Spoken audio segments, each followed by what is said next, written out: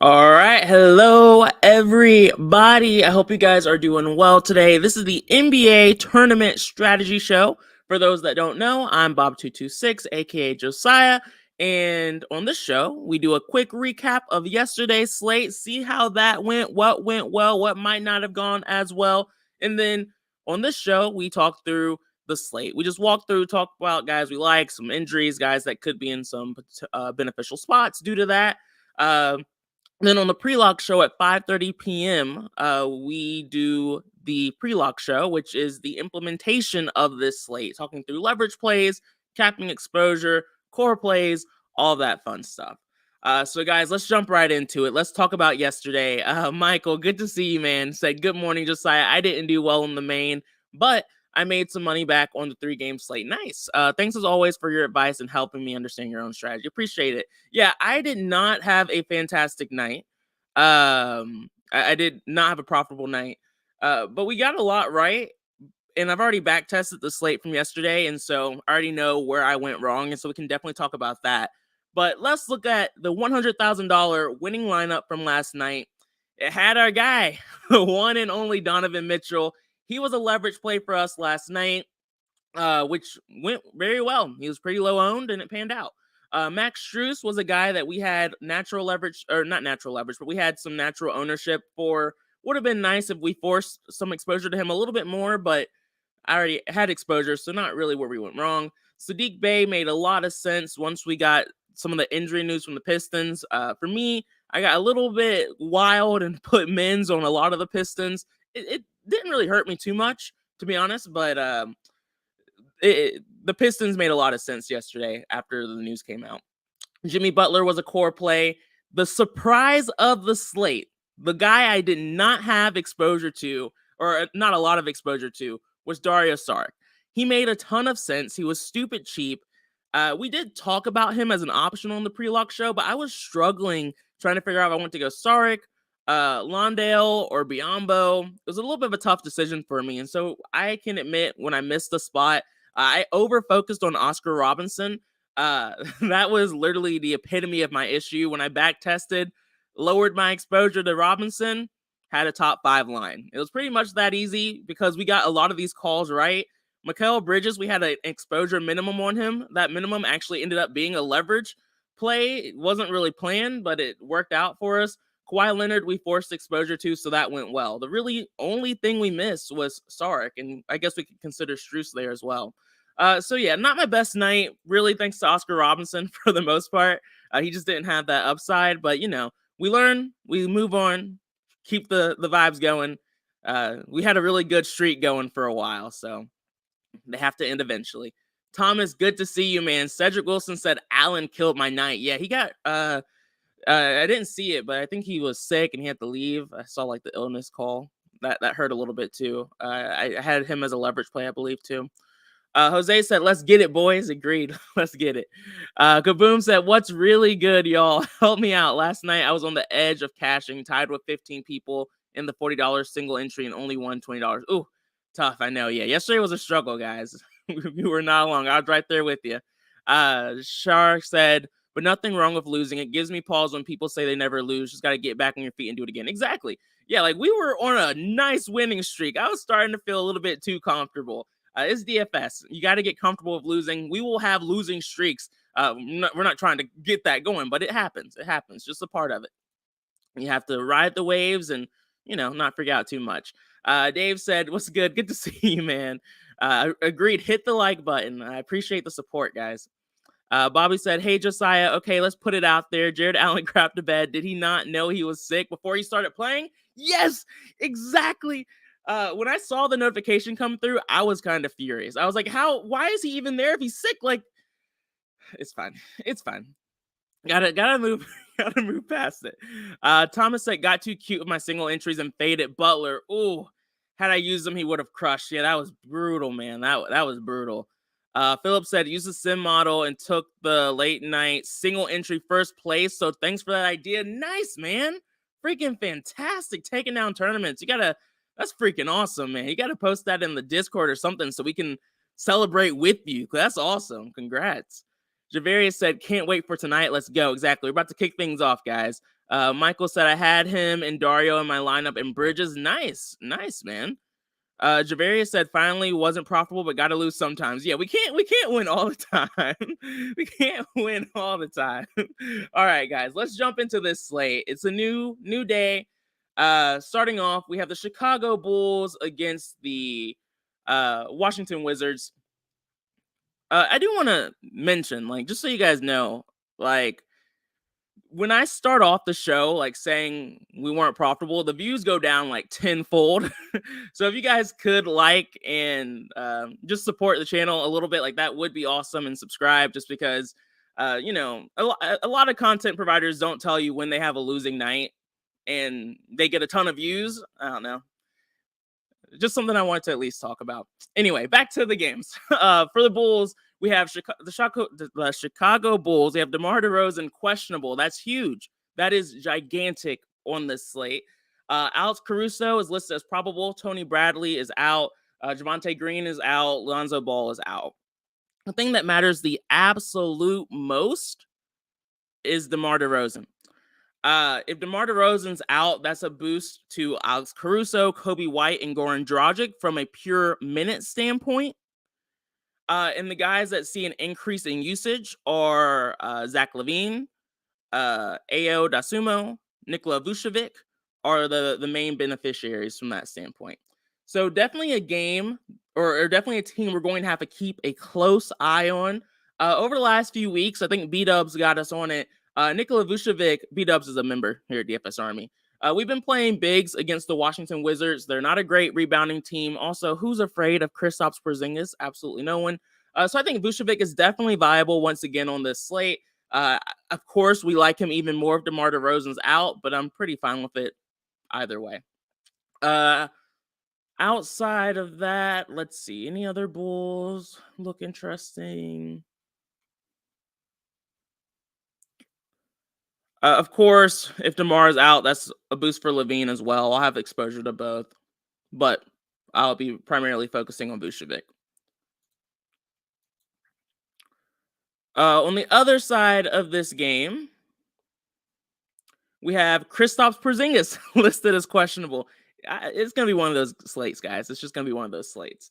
Daniel Gafford is listed as questionable. Corey Kispert is listed as questionable. Johnny Davis is out. Bradley Beal has been out for a little while now. So the big news here is Porzingis and Gafford and Kispert. Kispert has been starting for Beal with whenever Beal is out. So if Kispert's out, that's some decent minutes that could move to guys like Deni Avdija, Bustaruri, Hachimura. Of course, if Porzingis and Gafford are out, we would see an increase to guys like Morris and Kuzma. Directly from a minute standpoint, I don't think they would play Taj Gibson a lot. I'd have to dig into this Vernon Carey guy and see what they're doing there. Isaiah Todd would have to dig into him a little bit more. But ideally, it's really just one of Porzingis and Gafford missing, not both. Both would be a little bit much. We would just be playing some random cheap Wizards. Thomas said, thank God I late swapped because I had no Sark before that. Nice. Yeah, late swapping comes through clutch sometimes, man. Don Juan said, can't get NBA right. Yeah, sometimes it's a tough world, man. It's a tough world.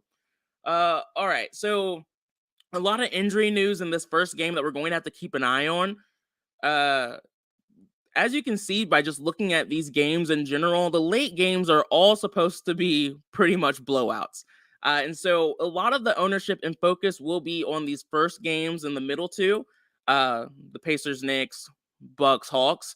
So I'm just trying to just realize where a lot of the ownership will be. It will be in this first game. It will be in this game, in the Knicks game and the Bucks game. And so these 5 games, like the Timberwolves, Pistons, Pelicans, Boston, and the last 3, these games are where we can get a little bit sneaky if news breaks the right way for us. So just keep an eye out for that, guys. Just wanted to call some attention to that. Next up, we have the Minnesota Timberwolves against the Washington Wizards. The Detroit Pistons. For the Timberwolves, we have Anthony Edwards listed as questionable. I told you guys, this is a trend. This trend is going to be something we see throughout the slate. Anthony Edwards being questionable is gigantic. He's been dealing with this hip issue for a while now. And so hopefully they'll finally let him just rest a little bit and get better instead of keep throwing him out there. Pretty much the guys that benefit the most if Anthony Edwards end up missing time from like a pure usage standpoint would be of course, Russell and Gobert. I think both of them would see a decent boost for me personally if Edwards is out. I think people are already wanting exposure to them just naturally, so I expect them both to be pretty popular guys against a really bad Detroit Pistons team. Outside of those two, of course, if Edwards misses, that's also a boost to Jalen Noel, and Taurean Prince would also see a slightly expanded role. But definitely something that we have to consider today on this slate. I think the Timberwolves are going to be pretty popular just due to the matchup, but it's interesting for sure. Let's see. Anyone else we're forgetting about? Checking my notes. If Anthony Edwards plays, this is a fantastic spot and a fantastic matchup for him. So he's definitely viable if he does end up playing. That's the one thing I always like to call attention to. Just because a guy's questionable does not mean that we should not play him if he ends up playing. For the Pistons, we have quite a few TBDs. We have Bojan Bogdanovic TBD. Jalen Duren is TBD. Isaiah Stewart is TBD. Isaiah Livers is TBD. Marvin Bagley's been out for a while. Cade Cunningham has been out for a while. I think everyone's assuming Bogdanovic, Duren, and Stewart will play tonight. They set out last night. It was a back-to-back. So everyone's, for the most part, is assuming that this team will be relatively healthy on this slate. If Bogdanovic, Duren, Stewart end up missing time, then Saddiq Bey will probably start for whoever misses and see a little bit of a boost as well. So as of right now, if everyone's healthy, I don't plan on having a ton of exposure. Of course, if like Bogdanovic misses time, then that makes Killian Hayes and Saddiq Bey a little bit more interesting for me. I think that's it for now. I don't love playing the Pistons, guys. If I can avoid it, I try to, but it might just be one of those slates where you have to bite the bullet. All right, next up, we have the Pelicans against the Celtics. Starting off, we have Herb Jones listed as doubtful. Zion Williamson still out. Brandon Ingram still out. Guys, Bobby said need to be TBD equal too damn bad. Yeah, too damn bad. Get out there. I like that. CJ McCollum and Joe Val have been crushing it here lately. With Zion and Brandon Ingram out. It's really hard to try and avoid them in these spots where they're still not super expensive for the upside they have. The matchup isn't great, though. The Celtics are a pretty good defense. For me, on the Celtics side of things, Marcus Smart is currently listed as questionable. Robert Williams is currently listed as questionable. Marcus Smart is an elite defender. If he ends up being out, I'm more open to playing CJ McCollum on this slate. If he ends up playing, I am interested in seeing ownership, but I am leaning towards not trying to chase the big performances on CJ. Joe Val, I think, is still viable on this slate. I'm still worried about his minutes with Larry Nance coming back and playing more, but if Herb Jones is out, then I feel a little bit more secure there. You can take some shots on Dyson Daniels if Herb Jones ends up being out. I hate saying like the cliche, they'll probably need his size, but they probably will against the Celtics, so it makes sense. Outside of that, we've seen them use Jose Alvarado as well in some of these spots if they want to play small. So he's also viable too. But no one's really standing out for me too much outside of like CJ or Joe Val as potential leverage plays, but not my favorite. Also, the spread is pretty wide. Looks like they're predicting the Celtics to blow them out, but I don't chase blowouts. Again, I told you guys like Smart, Williams, they're questionable on this slate. So if Smart's out, we've seen Brogdon, White, and crew have some strong performances. We've seen Grant Williams have some strong performances as well. I feel better about him if Robert Williams ended up missing this game, but definitely still viable, especially if Marcus Smart ends up missing time. I can't not talk about Jason Tatum and Jaylen Brown.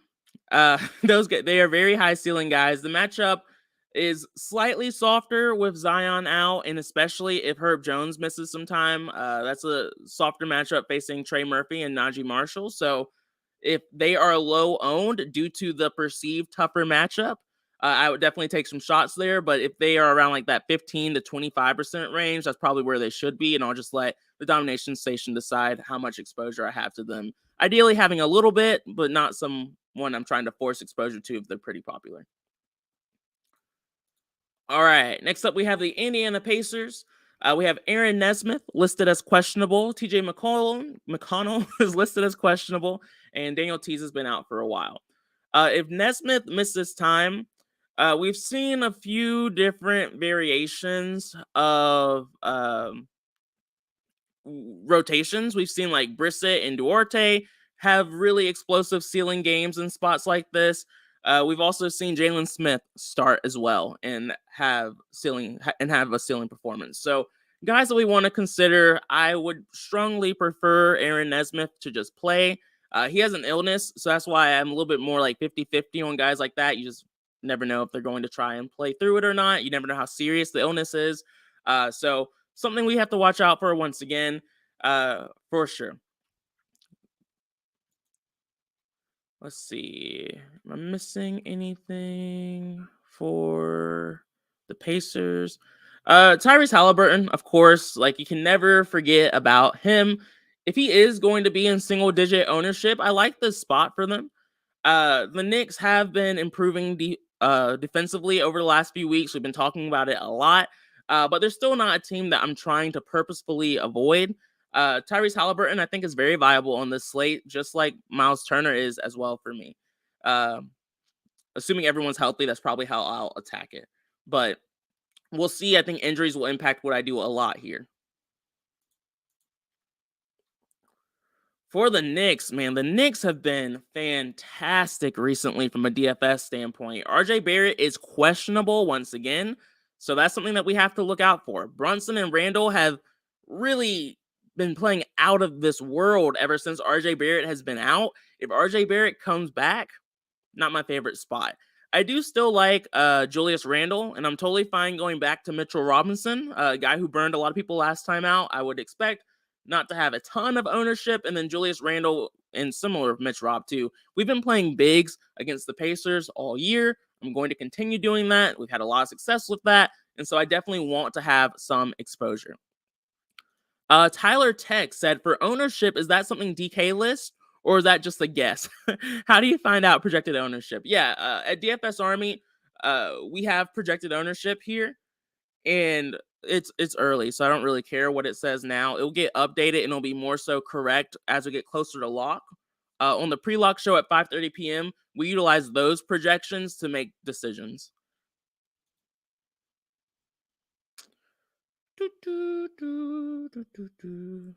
Quentin Grimes has been seeing solid minutes. He's only in play for me if RJ Barrett is out.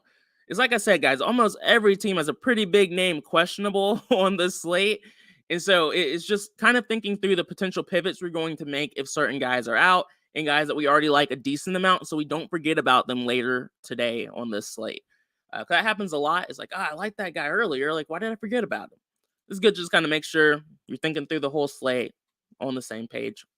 Go from there. I just totally skipped the Spurs. No. I just have my teams mixed up. Okay, Pacers next. Nice. All right, next up we have the Bucks against the Hawks. Bucks against the Hawks.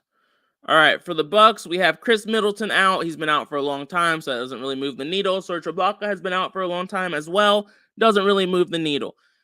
So everyone's priced pretty appropriately here. No one's like standing out as like an extremely great value option, but we have guys who are in good spots based on their price tag. The starting lineup has been changing a little bit between like Pat Connaughton, Bouchamp, Carter, etc. Hopefully Pat Connaughton gets the start here at 3,500. He's definitely viable on this slate. He's not the highest usage guy. He's not a high point per minute guy. But he does see the minutes, and he is a bit of a streaky shooter. So if his shot's falling here, especially in a softer matchup against the Hawks, could be a good spot. He isn't. It's looking like he's going to be relatively popular on the slate, though, so not a sneaky play by any means. Brook Lopez, 5,500. He's been in fantastic form. Don Juan said ABC has sucked. Yeah, ABC has been awful, but Brook Lopez has really been the guy who's been benefiting from Giannis's unspectacular performances. So definitely some correlation there. Don Juan said, just join DFS Army or you are just burning your money. Don Juan. Everyone hates Chris. Good to see you, man. JJ said, did you play Orlando Robinson and Highsmith last night? If so, how do we train ourselves to identify those turds and find sufficient replacements? Sometimes it just happens, JJ. Sometimes that's just the way it is. Orlando Robinson was in a solid spot. I understood the play. It just didn't pan out. He didn't see the nice rotation minutes that we really wanted him to see. Similar story to Highsmith. There's ways that you can try and avoid it. For me, I just say like, hey, I made the wrong call there. Should have pivoted towards the Suns, but it's not something that I hyper focus on too much. Where it's like, I need to make sure I don't do that again, because then you're gonna try and fade the chalk, and then you'll end up missing out on Jimmy Butler and Max Strus and guys like that. So yeah, I don't get too cute with it. It's just like when it didn't work out, move on. ABC Tyler texted, I love DFS Army. I hit my first ever small GPP win thanks to Bobby Wow.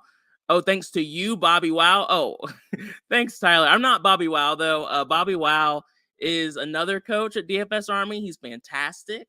But appreciate that, man. Glad it worked out. All right. Anyone we're missing? I mean, I think depending on how much value we have on this slate, Giannis is fine. The spot's nice. I'm going to have exposure to him. I'm not planning on fading him. At least not as of right now. I'm not planning on fading him. He has a fantastic usage rate with Middleton off the court, 38.7%. The matchup against the Hawks isn't one that I'm trying to avoid. It's really just his bad form, or not even bad form, just lack of ceiling here lately hasn't been there. So I don't want to overreact to that and try and fade him when he's in a fantastic spot, but his ownership is making it hard for me to want to take the opposite approach and go overboard on him. So as of right now, I'm considering probably just matching the field, but we'll see. We'll see. I'm highlighting him in my brain, trying to make sure I'm making the right call there. Don Juan said that game was harder for Miami than it had to be. Yeah, not wrong. Bobby's laughing. Giannis just seems off lately. Yeah, so true. It's weird, and like the ownership, if it's right, like it will update a lot throughout the day. So I'm interested in seeing where it falls. But if the ownership stays around 20%, like it's hard for me to try and get leverage on a guy who's been in bad form in a great spot, and it's also hard for me to fade a guy who's in a great spot. It's tough. Tyler Tech said, I've been burnt so many times on Mill Value and Javion Carter. Yeah, I'm not trying to like take shots on Carter or Bouchamp, but I'm okay with Pat. But again, like if he ends up like by the time we get to a pre-lock show, if I had like 80-90% exposure to him, I would put a cap on him. He's not someone that I trust enough to be a core play. Everyone hates Chris said if Giannis don't play good tonight, is over for him with me, man.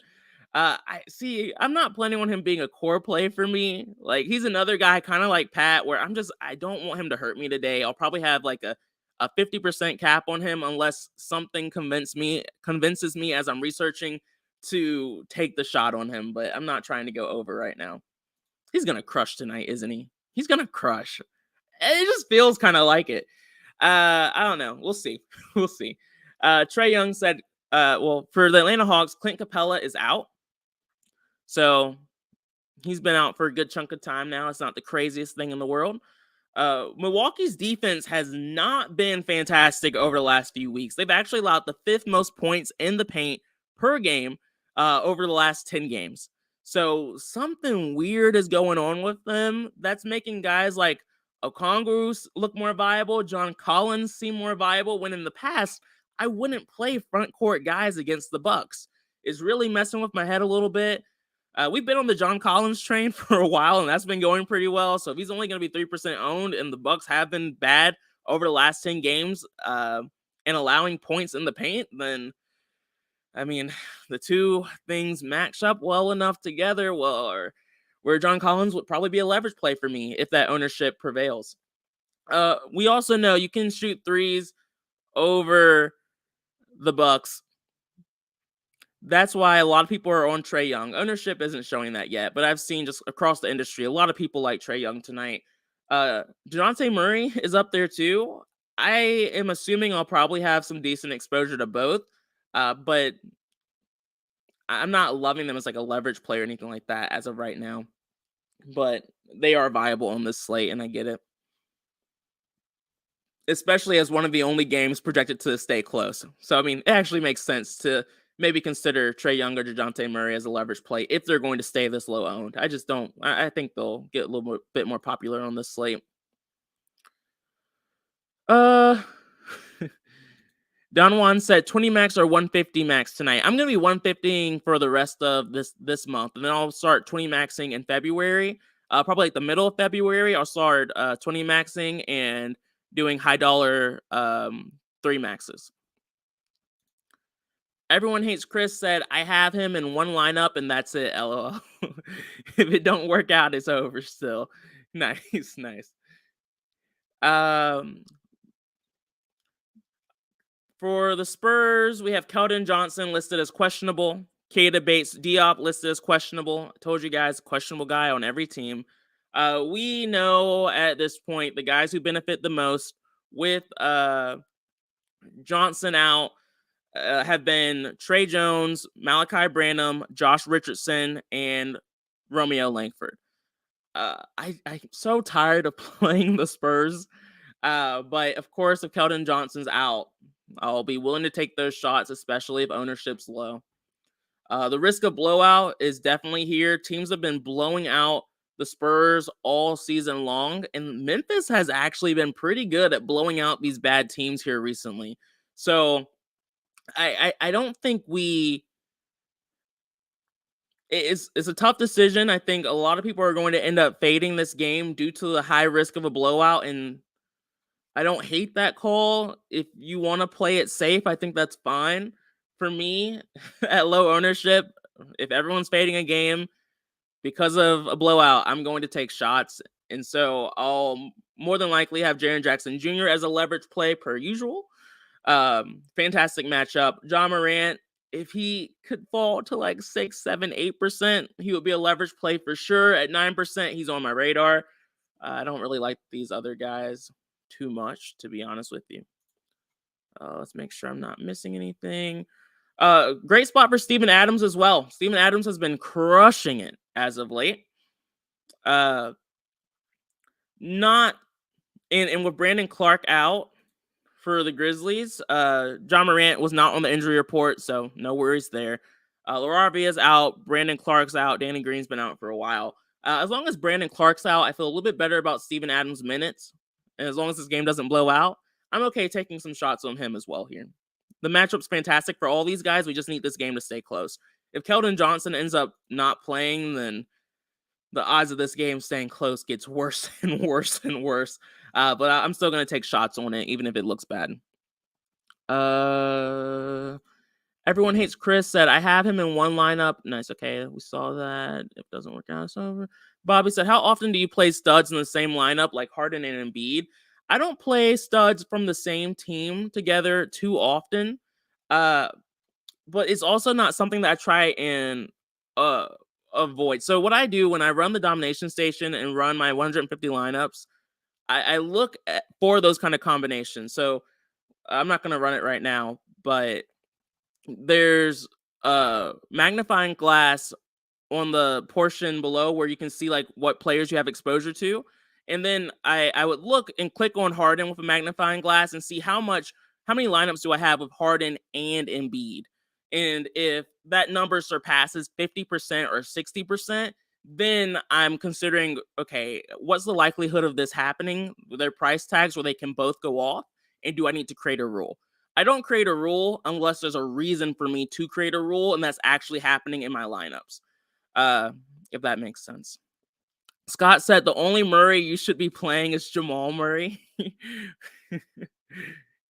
I don't hate that. I love Jamal Murray, man. Thomas said, do we need to make a rule for Trey Young and DeJounte Murray? I'm not off the bat. I'm not planning on making a rule as of right now. But kind of like what I was saying to Bobby, if I'm seeing a ton of them together, I'll consider it. I'm always fine with, like, out of 150 lineups, if I have like 5% of lines with Trey Young and DeJounte Murray together, that's fine, as long as I still have like 30 or 40 without them together. I've had tournament wins before where I had like weird combinations, and I was like, thank God I did not create a rule stopping that, because if I paid a little bit more attention, I might have been a little bit against it. So I just try to not overthink stuff like that unless it's just glaring and obvious, and like it's two 10K guys. When it's two like 9, 8, 7, 6K guys, I'm more lenient on it. Jamie said, after last night, Suns beating the Warriors, what is a blowout anymore? Exactly. Like, if we're expecting a blowout, it's probably going to be in the reverse way we're even planning for it to be. A lot of these blowouts end up being in games that we think are going to be close. Like, I just don't try to predict blowouts and let everyone else do it. And people tend to be right about them sometimes, but when they're not, I'm benefiting from it. And so that's the thing that I try to think about in DFS is like, okay, we know this is going to happen like 8 times out of 10, but those 2 times out of 10 that it doesn't, I'm the only one making money from it. And there's not too many situations like that in DFS where we can be like, hey, I know this is a spot that not too many people are going to be on. And if this happens, then I'm making a lot of money. Because typically we're playing a lot of the guys who are in really good spots, and that's smart to do, but you also need to take shots to be able to have a solo takedown. My opinion. All right. Ooh, we are going long. We got to end this. We talked about the Spurs, talked about the Grizzlies. I like them, even in a potential blowout. Back-to-back game for the Suns here. Chris Paul is TBD. DeAndre Ayton is TBD. Landry Shamet is TBD. Cameron Payne is out. Devin Booker is out. Cam Johnson is out. Apparently, Shamet was begging Coach Williams to play last night, but Williams wouldn't let him play, so I'm assuming Shamet will probably play today. Who knows if Chris Paul and Ayton will play today. If Ayton plays, this is a solid spot for him. He had a pretty big game. And last time he played the Suns this year, or last time he played the Nuggets this year, Ayton had a really solid performance. Chris Paul, we've been playing guards against the Nuggets, but man, that feels so bad. We would assume he'd probably be on some sort of minutes limit. Shamet, though, I'm willing to take a shot on. If we don't get news that Chris Paul's on a minutes limit, I might be willing to take a shot on him. I just need to dig deeper into it to feel okay about it. And then if Chris Paul misses, I think Dwayne Washington, we can go right back to him here without too much concern. And Bridges was freaking fantastic last night. That panned out. I would probably only try and force him here if Ayton and Chris Paul are out again. Thomas said, I did that mistake once in NFL that costed me a takedown. Had 2 running backs of the same team in my lineup. Oh, man, it's brutal. Dave said, at your side, not making a rule for 2 players that's not popping up in a lot of lineups is one of the best tactics I learned from you so far. Hey, I appreciate it. Yeah, I mean, I think that's just something, yeah, like it's something that makes sense when you think about it. It's like, oh yeah, I probably shouldn't play 2 expensive guys from the same team. Like, that makes so much sense when you say it out loud. But just sometimes weird stuff happens in DFS, and it makes me sound stupid, but it works out. Like, just not overthinking stuff just pans out more often than it doesn't. I'm okay being dumb if it helps people. All right. So yeah, that's pretty much the Suns for me. Again, a lot of big name questionable tags that we're going to have to keep an eye out for that will make the team more interesting. For the Nuggets, we have a pretty healthy team. Bruce Brown is listed as probable. Bones Highland is listed as probable. Zeke Najee's listed as probable. Peyton Watson's out. Jeff Green's out. Phoenix have allowed the ninth most points in the paint per game, and they have the 4th lowest defensive rating in the month of December. So they have not been a great defensive team. which means Nikola Jokic should be able to feast here as long as this game stays close. Jamal Murray, if Chris Paul is out, solid matchup for him. Michael Porter Jr. is starting to get a little bit more pricey here with everyone healthy. I worry about his upside a little bit. I think Aaron Gordon's still viable here. I don't really like to get too cute with these guys down here unless someone's out. So not really planning on going there. KCP is always a viable streaky shooter, though. That's Katavious Caldwell Pope. Don Juan said 2 studs from same team only works in MLB. Nice, okay. Tyler Tech said, is your tag Bob226? Yep, it is indeed. Dan said, unless it's the Celtics, Tatum and Brown, you can always play them together. Yeah, I mean, honestly, even Tatum and Brown have had some big games together too. It's wild. It doesn't make a ton of logical sense, but they've taken down tournaments together. 2 forwards. Weird. Well, I mean, Brown can be a guard too. Vic said, what's up, Josiah? At first, I thought that was like a trash sign. I thought you were saying, you're trash, Josiah. I was like, wow, that's a way to start the day. The Rockets are completely healthy. The Kings are completely healthy as of right now. This is the last game on the slate. Well, along with the Nuggets game. Oddly enough, guys, Eric Gordon stands out for me at 3,700. If he's playing 30 minutes, I'm willing to take a shot on him. The sim model likes him a lot. That's kind of what led me to that play. He's not a high fantasy points per minute guy, so that does concern me some. But if he's going to be low owned, I'm okay with taking a shot on him. Kevin Porter Jr. has been in better form as of late. This game is a game that I want exposure to, but I can't find fantastic reasons to try and force it. Even for the Kings, the Rockets have been a team that we can pick on with stars, but they haven't been an awful defense to bigs. So like Sabonis, you would think makes a ton of sense here, but they've actually haven't been a bad defense against bigs. They haven't been great against guards, so De'Aaron Fox could make sense here, but if he's going to be 12% owned, it's hard for me to make him a leverage play. But I do want exposure, so I'm planning on having exposures to Sabonis and Fox. I'll more than likely take another shot on Keegan Murray. I don't love it, but I can make a case for it. Malik Monk has been in solid form, so I understand that play. I doubt he'll be a leverage play, but I would like to have some exposure. It's really like not a spot where I'm trying to make any extreme calls when everyone's healthy. There's other games where we have big questionable tags where I'm going to try and get leverage off of those spots, guys who are in better spots or better matchups. So that's my thought process around that. Dan Solo Gaming said, Josiah, do you have any recommended picks on Underdog Pick'em tonight, over or under? Dan, man, I need to get into the Pick'em game. Like, everyone's doing it.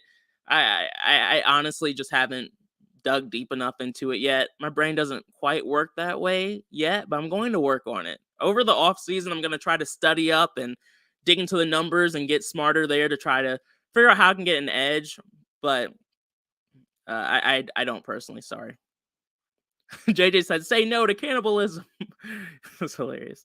Jose said, at what percentage does a player move out of a leverage play for you? So, good question, Jose. I don't have an exact percentage, but when there's, so it also does kind of depend. When there's like a 3-game slate, there's not a number at all. I don't really care what someone's percentage is, or like if someone's 20% owned on a 3-game slate, but I think they should be 60% owned, I'm totally fine with it. But on a larger slate, like an 8-game slate, if there's someone who's like 20% owned, it's harder for me to try and get leverage on them, because on an 8-gamer, getting 40% of a guy is just a lot of commitment. Whereas I would prefer to target guys in the 7 to 15% range, where I could do like 15% to 30% for a leverage play. It's kind of like my ideal spot. So yeah, I rambled a little bit there. That wasn't extremely organized, but hopefully that made some sense. Dan said, okay. Tyler Tech said, on the domination station, why when I set exposures rating max at 35%, do I still get guys that are over that? So Tyler, what I do on the domination station, this is good. We can talk about settings. I change it to tournament mode. I leave all this the same. I leave projected ownership cap the same. I change my number of lineups. I change it to server mode if I feel like it's going to be faster. I only use one unique. The most important things I do, though, is I uncheck prioritize completing lineups above min/max exposure, because then you're telling the domination station, hey, I'm going to control this. And so then it will actually listen to your min and maxes. If you make too many changes and the domination station can't run, then you'll get an error message and you might need to check this again or go back and make less changes. I like to make one play or 1 to 2 changes at a time to make sure I don't get that error message. And if I do, I can go back and change it. But yeah, there's a good bit to it. Feel free to let me know if you have any more questions. Joe, what's the first thing you look at concerning defensive matchups? Honestly, there's nothing like, for me, it's an overall, there's not one thing I look at, but like I look at the overall matchup, the overall team defensive rating, like how does the team defend, because that matters most of the time so much more than individual matchups. I also look at like defensive ratings, rebounding percentages, defensive efficiency. There's a lot. Like there's not really one thing. And then over time, you kind of just pick up on the trends and you know how a team defends and you keep an eye out for changes, kind of like what we talked about a few games ago. So there's not one thing, honestly. And half the time, like I don't really care about the matchup unless they're really good or really bad. The average teams, I just don't mention it really. So yeah, guys, I mean, that's this slate for me in a nutshell. No real strong takes yet, unfortunately. That's because we have a crap ton of questionable guys. So biggest thing for today is just pay attention to the news, and after lock, be prepared to late swap. We said it yesterday. Someone in the chat said they late swapped, and that's what got them on Desaric. So definitely keep an eye out on that. Guys, appreciate the support. Don't forget to like and subscribe. We always appreciate the help and support here at the channel, trying to grow and get bigger. Look forward to seeing you guys on the pre-lock show. Have a good one. Peace out. Bye, guys.